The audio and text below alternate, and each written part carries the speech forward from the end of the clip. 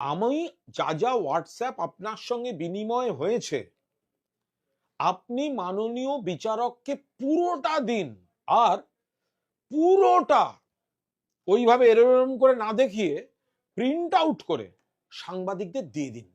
সবাই দেখুক যে কুণাল ঘোষ অভয়ার বাবাকে কি লিখেছেন, কি কি লিখেছেন। দয়া করে দিন। এটা নিয়ে কোনো রহস্য বাড়াবার চেষ্টা করবেন না।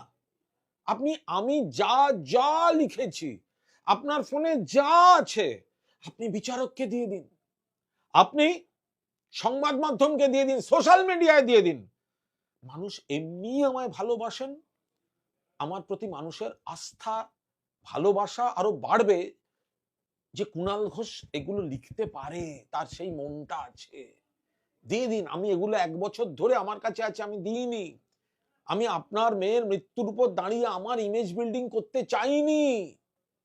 আপনাদের প্রতি শ্রদ্ধা সম্মান আছে, কিন্তু আপনাদের ঘিরে যে রাজনীতিটা হয়েছে, কুণাল ঘোষ সেই রাজনীতিটার প্রতিবাদ করেছে।